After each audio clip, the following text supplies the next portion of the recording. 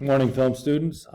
This is your introduction to Citizen Kane. For the first part of the class, every movie will be accompanied with a brief lesson on filmmaking, just to kind of give you an idea, just a better perspective on filmmaking, so it'll help you judge what is a great film or not. So when we're analyzing films, we're not just watching films in this class for entertainment. Movies are for entertainment. We're also looking at them from a literary perspective to analyze. To analyze it, you need to be totally immersed in the experience of the film. But you also need to be highly objective and have a critical detachment, which means you need to focus in on the movies. You can't be playing with your phone the whole time and Googling, and you need to really pay attention. You need to limit distractions, and then also be objective. Basically, have an open mind and detach, and don't have parameters of what a great movie should be. Film is a collaborative effort. There are hundreds of people. That's why the credits take so long, as they all contribute to this piece of art, this piece of work that is made. Let go of your prejudice and misconceptions. Don't dismiss certain genres. A lot of men like to be masculine and say, "Oh, I don't like musicals." And so you know what? Sometimes musicals are pretty cool. And so be willing to go step outside of your comfort zone. Don't judge a movie because you don't like a certain actor or you don't like that music, or they said a naughty word one time and I can't like that movie. Just kind of look at the whole thing. Be flexible on what a movie's supposed to be. Remember, it's just a movie. It's not supposed to change your life. Maybe Star Wars fans need to kind of realize this. Their childhood is over. Nothing's going to be as good as Star Wars as when they were kids, because when you're a kid, everything's better. Don't be too rigid in setting up what a good movie is. And don't over-respond to individual elements and certain ones pertaining to the film. Like, oh, I can't believe that CGI was so terrible, or the acting was so bad. I mean, that is kind of a big deal. Or I couldn't stand the music. Try to take it all in. Be open-minded. Don't be like, oh, I love all Harrison Ford movies. He's the greatest. He's made some bad ones too. I won't watch that movie because it has too much sex and violence. Some people are like that. And then don't expect too much from a film. It is a movie. Roger Ebert, the great critic, said it's not what the movie's about that makes it good or bad. It's how it is about it. So what's the proper environment to watch a film? Should it be with an audience? Should it be alone? Should you have surround sound? Should it be in the movie theater? It depends. Should it be on a device? These are made for huge screens. We're watching movies on a 5-inch screen. Consider keeping a movie journal. If you want to, get an IMDb account. They're free, and you can log every movie you watch. You can rate it. It's really simple to do. So theme, just like in literature, there's a unifying theme for every movie. There's plot, there's action adventure, there's emotional movies, there's movies that scare you, that make you laugh, that make you sad. They create feelings in the viewer. So we have horror, drama, comedy, romance. All these are good examples of it. Focus on the character. Let's see how a character grows or changes. Like Ray, Raging Bull, Castaway.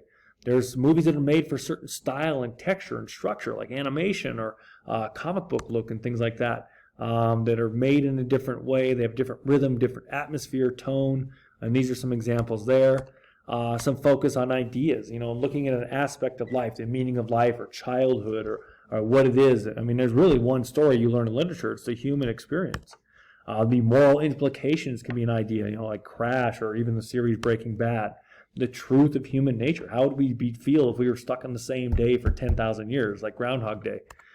Social problems, trying to figure, like Philadelphia, the HIV crisis, do the right thing, police brutality, the struggle of human dignity, trying to make a name for yourself in the toughest of situations, the complexity of relationships, the coming of age, the loss of innocence, the growing awareness. We love coming of age movies.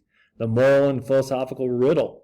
Very interesting things. Some films have more than one theme. Some contain less important points of emphasis, like a motif, like, oh, I like that motif, or they kind of had a little Western thing going on, but it wasn't a Western movie. And then is theme universal. Keep that in mind.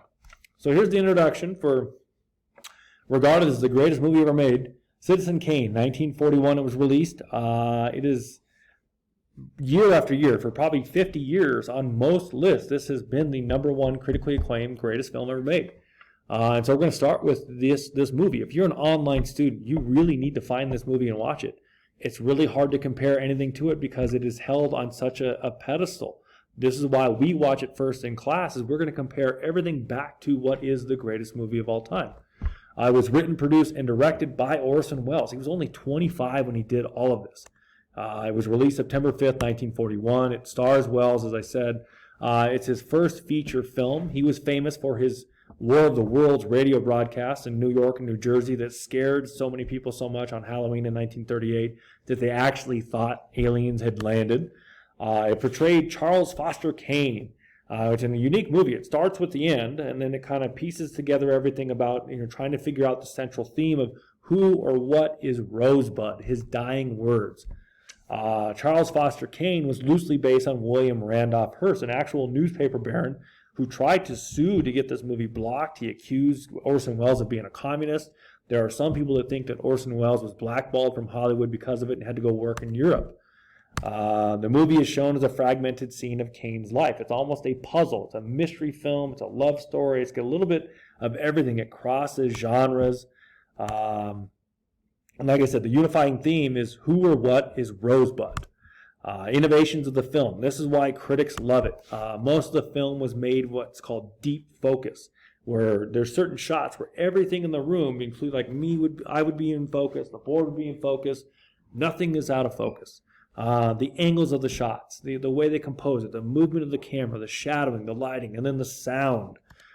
This is the first movie with modern sound. They use a lot of low angles of shots, and really as a film student, you should watch movies twice. One to kind of know the plot, and then the second one to appreciate the filmmaking. It was a box office flop. Some claim, like I said, that Welles was blacklisted by William Randolph Hearst. It was nominated for 9 Oscars and only won one, Best Screenplay. It was number 1 on American Film Institute's Greatest Movies list in 1997 and 2007. Rosebud is the 17th greatest movie, quote, according to AFI. Orson Welles is the 16th greatest film legend, according to them. Rotten Tomatoes, I got to update these. It's 100% fresh. It was number 3. That is since they've changed their ratings. I got to fix that. Sorry. They Shoot Pictures, Don't They? This is number 1. That's the one that compiles all of the list across the globe. Orson Welles is the 2nd greatest director. Entertainment Weekly has it number 2. Time Magazine has it as a top 100 film. IMDb, it's number 67 with an 8.4 fan rating. And for the British, they have a new champion. They defeated Citizen Kane, number 2.